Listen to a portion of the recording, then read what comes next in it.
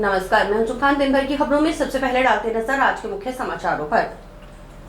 पिस्तौल की नोक पर दिन दहाड़े महिला को बंधक बनाकर हुई लूट। बिना सूचना लग रहे लंबे विद्युत कट, सूचना देने की मांग। डिस्कॉम एजेंसी से मिले वार्ड पार्षद। सत्ता पक्ष ने बजट को बताया संतुलित तो विपक्ष ने निराशाजनक। विपक्षी दलों ने बताया केवल आंकड़ों की बाजीगरी। गांव ढाणी तक साकार हो सुशासन का संकल्प। ग्रामीण विकास एवं पंचायती राज विभागीय कार्यों की समीक्षा बैठक। अब खबरें विस्तार से। खबर हनुमानगढ़ के भादरा से है, जहां भादरा कस्बे के वार्ड नंबर 36 में दिन दहाड़े एक महिला को बंधक बनाकर पिस्तौल की नोक पर 2 सोने की अंगूठी व 1 लाख रुपए लूटने का मामला प्रकाश में आया है। घटना के बाद लोगों में दहशत का माहौल है। मंगलवार को करीबन सुबह 11 बजे वार्ड नंबर 36 मास्टर कॉलोनी में स्वर्गीय राधेश्याम अध्यापक की पत्नी सरोज देवी मेघवाल अपने वृद्ध ससुर के साथ घर पर अकेली थी। उनका पुत्र नवनीत, जो नीनान गांव में लैब असिस्टेंट के पद पर कार्यरत है, वो ड्यूटी पर गया हुआ था। बताया गया कि तभी 2 युवक घर पर आए और गेट बजाकर कहा कि वे नवनीत के दोस्त हैं। नवनीत कहाँ है? इस पर नवनीत की मां ने कहा कि वह ड्यूटी पर गया है। इस पर वह पिस्तौल दिखाते हुए धक्का देते हुए सरोज देवी को पीछे गैलरी में ले गए और मुंह में कपड़ा डालकर बांध दिया। युवकों ने पिस्तौल दिखाकर कहा कि जो भी गोल्ड है दे दो, शोर मचाया तो जान से मार देंगे। इस पर महिला ने अपने हाथ में पहनी 2 अंगूठी निकाल कर दे दी। युवक साथ वाले कमरे में रखे 1 लाख रुपए भी लूट कर ले गए, जो कल ही नवनीत मकान मालिक रामकुमार स्वामी से लेकर आया था। सरोज देवी के चेहरे पर अनेक जगह खरोंचों के निशान हैं। वहीं उसने 1 लाख रुपए लूट कर ले जाने की बात कही है। घटना के बाद आसपास दहशत का माहौल है। 3 दिन पहले इसी वार्ड में 4 नकाबपोश युवक रात्रि को वारदात को अंजाम देने के फिराक में सीसीटीवी कैमरा में कैद हुए। तो 2 दिन पहले वार्ड नंबर 38 में बंद पड़े मकान में चोर लाखों रुपए की नकदी चोरी करने में कामयाब रहे हैं। अभी आधे घंटे पहले फोन आया, तब घर पर आकर घटनाक्रम का पता चला। कुछ अज्ञात हमलावरों ने मेरी माँ को हमला कर चोरी करने का प्रयास किया और चोरी की। हाँ, अभी उस जरिए टेलीफोन सूचना मिली थी, हम तुरंत मौके पर पहुंचे तो सरोज नाम से परिवादी है, उनके घर में 2 कोई आदमी लड़के टाइप घुसे और उनकी 2 अंगूठियां निकाल कर ले गए। सर नकदी भी थी कोई क्या? हाँ जी, नकद रुपए भी थे कोई क्या? नहीं, नगद रुपए मोबाइल नहीं गए, सिर्फ 2 अंगूठी जाना अभी सामने आया है। शहरी क्षेत्र में की जा रही अघोषित विद्युत कटौती के संबंध में वार्ड पार्षदों ने मंगलवार को नगर परिषद की पूर्व उप सभापति नगीना बाई के नेतृत्व में जोधपुर विद्युत वितरण निगम लिमिटेड के सहायक अभियंता से मुलाकात की। पार्षदों ने विद्युत कटौती के संबंध में सूचना दिए जाने की मांग की। पूर्व उप सभापति नगीना बाई व पार्षद राजेंद्र चौधरी ने बताया कि 8-8 घंटे तक अघोषित विद्युत कटौती की जा रही है। कई बार 1 घंटे के भीतर 2-3 बार भी कट लग रहे हैं। गर्मी जहां अपने रिकॉर्ड कायम करने में लगी है, वहीं अघोषित विद्युत कटौती ने जीना मुहाल कर रखा है। बार बार कट लगने से लोग परेशान हैं। इतना ही नहीं, अघोषित कटौती की कोई सूचना नहीं होने से परेशानी और भी बढ़ रही है। अचानक लाइट आने पर विद्युत उपकरण जल रहे हैं। सोमवार शाम को सुरेशिया क्षेत्र में शाम को लगे कट के बाद रात्रि करीबन 2:30 बजे बिजली सप्लाई की गई। उमस भरी गर्मी में विशेषकर बच्चों बुजुर्गों का बुरा हाल हो गया। उन्होंने कहा कि एक तरफ उपभोक्ता इसलिए परेशान है कि बिल राशि बढ़ रही है, दूसरी तरफ उमस भरी गर्मी से विद्युत कटौती की जा रही है। बार बार कट लगने के बाद अचानक अधिक वोल्टेज से विद्युत सप्लाई होने से घरों में विद्युत उपकरण जल रहे हैं। पार्षदों ने कहा कि मुख्यमंत्री के स्पष्ट निर्देश हैं कि अघोषित विद्युत कटौती करने वाले कार्मिक के खिलाफ कार्रवाई की जाए। पार्षदों ने मांग रखी कि विद्युत कटौती के संबंध में अखबार में पूर्व सूचना दी जाए, अघोषित कटौती न की जाए। हनुमानगढ़ जंक्शन के अंदर जो अघोषित बिजली कटौती हो रही है, आप इन दिनों देख रहे हो कि बिजली कटौती 1-1, 2-2, 3-3 घंटे, 4-4 घंटे लाइट ही नहीं आ रही। और कई बार तो ऐसा होता है कि ना 1 घंटे के अंदर 2 या 3 बार जाती है, फिर अचानक आती है, जिससे गरीबों के उपकरण जो घर के अंदर कोई कूलर है, कोई पंखा है, कोई लाइट है बिजली की, वो सब जल रही है। अब एक साइड तो बिजली उपभोक्ता इसलिए परेशान है कि बिजली का बोर्ड का बिल बढ़ रहा है, दूसरा इसलिए परेशान है कि उसको लाइट भी नहीं मिल रही है, तीसरा उसके घर का नुकसान हो रहा है, बार बार कट लगने से उसकी जो है उपकरण है वो जल रहे हैं। तो आज हम सभी जो है आईएन साहब से निवेदन करने आए हैं, जो भी अघोषित कटौती होती है या सरकार जो भी कोई घंटे की 2 घंटे की कटौती, उसके बारे में हमें सूचना दें ताकि हम वार्डवासियों को बता सकें भी ये पीछे से कटौती है और ये बार बार जो लाइट आप काट लेते हो दिन के अंदर, इन दिनों के अंदर कम से कम ये मैं मान के चल रहा हूँ कि 24 घंटे के अंदर से 8-8 घंटे कटौती हो रही है। हाँ जी, आज हम सभी पार्षदगण यहाँ IN साहब के पास आए हैं बिजली बोर्ड में, क्योंकि भयंकर गर्मी है, परंतु लेट इतनी ज्यादा जाती है कि बहुत ही ज्यादा कट वगैरह लगते हैं। तो जैसे हमने IN साहब को बात करी, अगर जो कट लगाना ही है तो जहाँ अखबार में दो तो मानो पतो अभी हाँ ठीक है भाई इस टाइम कट लगेगा,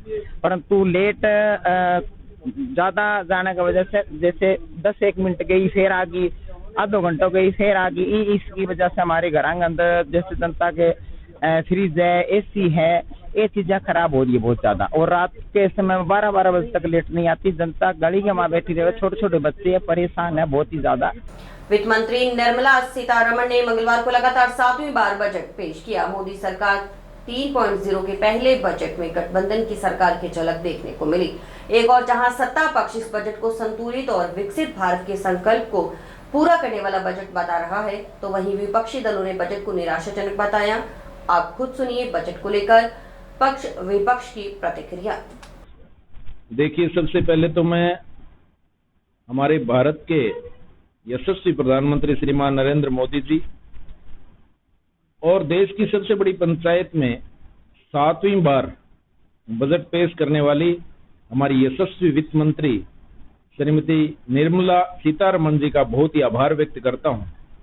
इस अमृत काल में हमारा देश भारत जो कि विश्व शक्ति बनने की ओर अग्रसर है। आज हमारा जो बजट है वो निश्चित रूप से एक दूरदर्शिता का बजट है, जिसमें युवाओं के लिए, किसानों के लिए, महिलाओं के लिए, यानी हर वर्ग के लिए इतना कुछ सरकार ने किया है। और निश्चित रूप से मैं ये मान सकता हूं कि आने वाले समय में ये जो बजट सरकार ने दिया है वो हमें विकसित राष्ट्र की ओर बढ़ाने में एक मील का पत्थर साबित होगा। आज देश के वित्त मंत्री सीतारमण ने जो बजट पेश किया है, मोदी सरकार के नेतृत्व का ये बजट है, बहुत ही निराशाजनक है और बड़े पूंजीपतियों, बड़े कॉरपोरेट के लिए है। आम मजदूर, किसान, युवा, आम आदमी के लिए किसी तरह की कोई इसके अंदर लाभ नहीं दिया गया है। उनको उनकी तरफ नजर उठाकर नजर इनायत नहीं हुई है। आप देखोगे किसान के कर्जा की माफी की कोई सवाल नहीं है, किसान के फसल की MSP का कोई इसके अंदर जिक्र नहीं है, उसकी ग्रोथ का, कीटनाशक की दवाइयों का जो कम करने का जो सवाल था उसके दाम का, उसका जिक्र नहीं है। जिला कलेक्टर कानाराम ने कहा कि गांव और ग्रामीणों का सर्वांगीण विकास मुख्यमंत्री भजनलाल शर्मा की मुख्य प्राथमिकता है।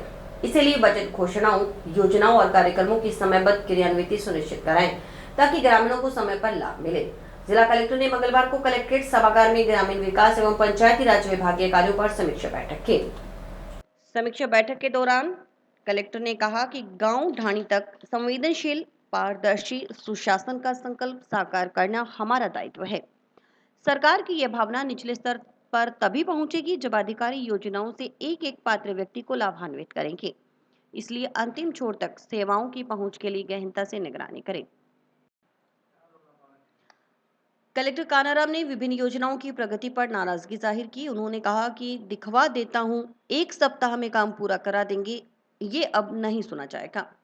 कार्य क्षमता और गुणवत्ता को बढ़ाकर योजनाओं को धरातल पर उतारें। उन्होंने विकास अधिकारियों से कहा कि ग्रामीणों के व्यक्तिगत लाभ और कैटल शेड जैसे कार्यों के प्रस्तावों को प्राथमिकता से स्वीकृति दें। टेंडर प्रक्रियाओं में अनावश्यक देरी आपकी कार्यशैली पर प्रश्न चिन्ह लगाती है। बिना दबाव, पारदर्शिता से जारी करें। कलेक्टर ने कहा कि ग्रामीण खेल प्रतिभाओं के लिए हर ग्राम पंचायत में खेल मैदान तैयार करावें। महात्मा गांधी नरेगा अंतर्गत इनके कार्यों को प्रगति दें।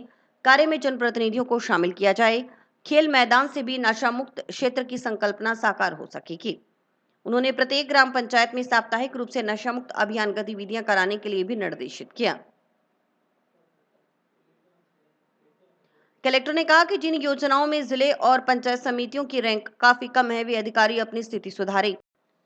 राज्य सरकार ऐसे मामलों में गंभीर है। बैठक के निर्देशों को अंतिम नोटिस मानिए, नहीं तो सख्त से सख्त कार्रवाई होगी। उन्होंने सॉलिड वेस्ट मैनेजमेंट, इंफ्रास्ट्रक्चर के निर्माण कराकर अधिकाधिक उपयोग के निर्देश दिए। जिला कलेक्टर महोदय ने नरेगा और प्रधानमंत्री आवास, SBM, बजट घोषणाएं जो पंचायती राज से रिलेटेड है और एक अपने क्या कहते रूप से SBM हो गया ना, मतलब स्वच्छ भारत मिशन, जो हमारी मुख्य, और सबसे पहले प्लांटेशन जो अभी ये कार्यक्रम किया जाना है 7 अगस्त को, उसकी जो तैयारी है उसको लेकर बहुत डिटेल में सर ने एक तो रिव्यू किया है और उस पर चर्चा की है और उसमें अपने जो मार्गदर्शन है वो भी दिया है और डायरेक्शंस दिए हैं कि उस प्रोग्राम को कैसे सबसे पहले सफल करना है और उसमें हमको कैसे तैयारी करनी है, कैसे जियो टैगिंग करनी है, तो उसकी जो भी तैयारी है पूर्व में उसको किस तरह से करना है जिससे हम हमारा टारगेट 1.25 लाख का जो टारगेट है, 1.25 लाख से 1.5 लाख का जो टारगेट है उसको हम कैसे करेंगे, पूरा इस पे चर्चा की है। श्री नीलकंठ महादेव सेवा समिति की ओर से जंक्शन की गांधीनगर स्थित देवभूमि में सत्संग हॉल, लंगर हॉल, संत निवास का निर्माण करवाया गया है। वर्तमान में यह कार्य पूर्ण हो चुका है। इसका विधिवत लोकार्पण 1 अगस्त को विधायक गणेश राज बंसल के हाथों होगा। श्री नीलकंठ महादेव सेवा समिति अध्यक्ष अश्वनी नारंग ने बताया कि पिछले साल से देवभूमि में निर्माण कार्य चल रहा था। 3 साल पहले मंदिर का निर्माण कार्य पूर्ण हो गया था। अब सत्संग हॉल, लंगर हॉल, संत निवास का निर्माण कार्य भी पूर्ण हो चुका है। निर्माण कार्य में जंक्शन व टाउन शहर के दानदाताओं का सहयोग भी मिला। संस्था को भी आगे बढ़ाने में शहरवासियों का सहयोग रहा। नारंग ने बताया कि 2 अगस्त को शिवरात्रि के उपलक्ष्य में भंडारा लगाया जाएगा, पूजा अर्चना की जाएगी, रात्रि जागरण होगा। इससे एक दिन पहले 1 अगस्त को विधायक गणेश राज बंसल, सभापति सुमित रणवा, श्री गुरु गोविंद सिंह चैरिटेबल ट्रस्ट के अध्यक्ष बाबूलाल जुनेजा, डॉक्टर बीबी धिंगडा, महावीर रणवा, भाजपा जिलाध्यक्ष देवेंद्र पारिक, पार्षद अंजना जैन, नगर परिषद के पूर्व सभापति पवन अग्रवाल के हाथों नवनिर्मित सत्संग हॉल, लंगर हॉल व संत निवास का लोकार्पण होगा। उसी दिन 11 बजे निर्माण कार्य में सहयोग करने वाले दानदाताओं का समिति की ओर से सम्मान भी किया जाएगा। नारंग ने बताया कि सत्संग हॉल पूर्णतः वातानुकूलित है। सत्संग हॉल में 450 से 500 लोगों के बैठने की सुविधा है। लोकार्पण के बाद से सत्संग हॉल लोगों के लिए खोल दिया जाएगा। इसमें धार्मिक आयोजन भी करवाए जा सकेंगे। लंगर हॉल का स्ट्रक्चर नगर परिषद की ओर से बनाया गया था। उसके बाद समिति की ओर से सभी कार्य जन सहयोग से करवाए गए। श्री नीलकंठ महादेव सेवा समिति द्वारा पिछले जो 6 साल से देवभूमि में कार्य चल रहा था, जो पिछले 3 साल पहले मंदिर का तो शुभारंभ हो गया था, अब सत्संग हॉल का और लंगर हॉल का कार्य वो पूर्ण हो चुका है। सबसे पहले तो मैं सभी शहरवासियों को इसके लिए साधुवाद दूंगा कि पूरे हनुमानगढ़ जंक्शन का, टाउन का हम लोगों को बहुत साथ मिला। हमारी संस्था पर सदैव आशीर्वाद रहा। इस संस्था को आगे बढ़ाने में शहरवासियों का सहयोग है। मैं सभी शहरवासियों का तहे दिल से अपने पूरी समिति परिवार की ओर से धन्यवाद करता हूँ, जिन्होंने इस कार्य को पूर्ण कराया। 2 तारीख की शिवरात्रि है। शिवरात्रि के उपलक्ष्य में शिवरात्रि वाले दिन तो भंडारा रहेगा। सुबह 10 बजे से लेकर रात्रि 10 बजे तक भंडारा रहेगा, पूजा अर्चन रहेगी। उसके अलावा रात्रि जागरण भी रहेगा। संघीय तहसील के गांव सिंहपुरा में पानी सप्लाई के लिए पाइपलाइन बिछाने के कार्य में अनियमितता बरतने का आरोप है। मंगलवार को ग्रामीण शिकायत लेकर कलेक्टर के पास पहुंचे और उन्हें ज्ञापन सौंप जांच करवाने की मांग की। ग्रामीणों ने आरोप लगाया कि ठेकेदार पुरानी पाइपलाइन में जोड़ लगाकर अपना बजट उठाने के लिए खानापूर्ति कर रहा है। गांव में वाटर वर्क्स की पाइपलाइनों के जरिए पीने के पानी की सप्लाई होती है। पूर्व में पाइपलाइन सही माप के अनुसार नहीं बिछाई गई, इस कारण पाइपलाइन में जगह जगह लीकेज हो गए।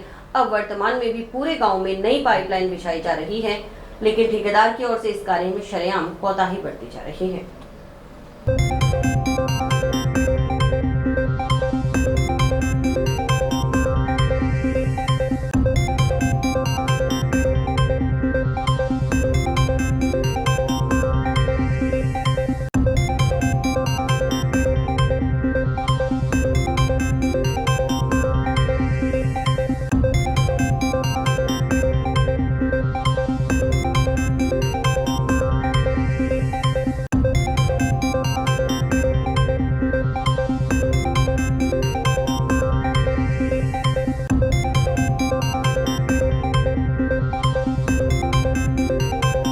ਸਿੰਘਪੁਰਾ ਤਹਿਸੀਲ ਸੰਗਰੀਆ ਸੇ ਜੀ ਪਾਣੀ ਦੀ ਸਮੱਸਿਆ, ਸਾਡੇ ਵਾਟਰ ਵਰਕਸ ਦੀ ਟੈਂਕੀ ਬਣੀ ਹੋਈ ਹੈ ਨਵੀਂ, ਤੇ ਉਹਦਾ ਪਾਣੀ ਨਹੀਂ ਜਾਂਦਾ ਹੈਗਾ। ਅਸੀਂ ਗੰਦਾ ਪਾਣੀ ਪੀਣ ਦੇ ਮਜਬੂਰ ਹੋਏ ਖੜੇ ਆ।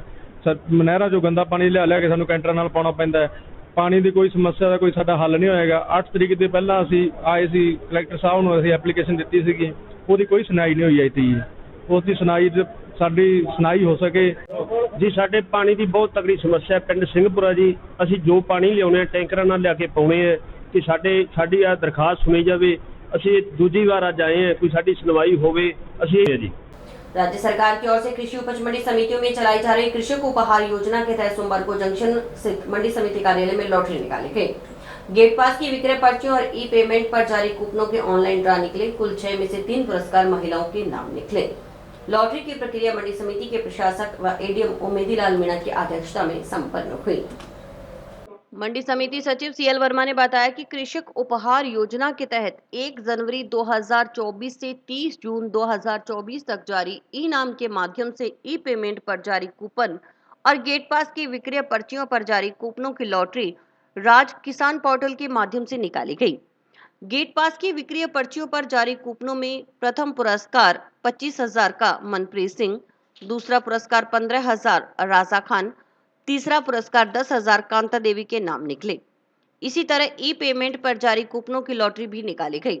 इसमें पहला पुरस्कार 25,000 उषा, दूसरा पुरस्कार 15,000 संजय कुमार और तीसरा 10,000 मंजू देवी के नाम निकला। जिन कृषकों को पुरस्कार निकले हैं उनको राज्य सरकार की ओर से नगद राशि प्रदान की जाएगी। कृषक उपहार योजना के तहत हनुमानगढ़ जंक्शन में लॉटरी निकाली गई, जिसमें विक्रय पर्चियों के आधार पर 3 कृषकों को 25,000, 15,000 और 10,000 का पुरस्कार निकला। इसी प्रकार से जिन्होंने ई नाम पोर्टल के माध्यम से ई पेमेंट कराई, ऐसे भी 3 किसानों को 25,000, 15,000 और 10,000 रुपये का पुरस्कार निकला है। किसानों का इस योजना के प्रति रुझान बढ़ रहा है और योजना बढ़िया संचालित हो रही है। खबर नोहर से है, जहां साहवा बाईपास पर बने कथित होटल पर संदिग्ध परिस्थितियों में एक व्यक्ति की मौत के मामले ने उस समय तूल पकड़ लिया जो मृतक के परिजन हत्या का आरोप लगाते हुए हत्यारों को गिरफ्तार करने की मांग करने लगे। जानकारी के अनुसार क्षेत्र के गांव देवदास निवासी प्रकाश उर्फ बादल की साहवा बाईपास पर स्थित एक होटल नुमा ढाबे में संदिग्ध परिस्थितियों में मौत हो गई। इसकी सूचना होटल मालिक ने बीती रात परिजनों को दी। इसके बाद जब परिजन मौके पर पहुंचे तो होटल की सफाई कर दी तथा मृतक के चोट के भी निशान मिले, जिस पर हत्या का संदेह जताते हुए परिजनों ने मामले का खुलासा करने की मांग की। मंगलवार को मौके पर काफी संख्या में ग्रामीण जुट गए। पुलिस ने काफी समझाइश के बाद परिजन शव का पोस्टमार्टम करवाने के लिए राजी हुए। थानाधिकारी ईश्वरानंद ने बताया कि संभवतः प्रकाश की अत्यधिक गर्मी में शराब सेवन से आकस्मिक मृत्यु हुई हो। उन्होंने बताया कि मामले की हर एंगल से जांच की जा रही है। बैंकों द्वारा फसल बीमा की प्रीमियम राशि किसानों की मनमर्जी से काटने के विरोध में भारतीय किसान संघ की ओर से मंगलवार को स्टेशन रोड स्थित एसबीआई शाखा पर विरोध प्रदर्शन कर ज्ञापन दिया गया। किसानों ने बताया कि जो फार्म प्रपत्र भरकर दिया जा रहा है उसी के हिसाब से किसानों की फसल की बुआई का प्रीमियम काटने की बजाय बैंक अपनी मनमर्जी से प्रीमियम काट रहा है।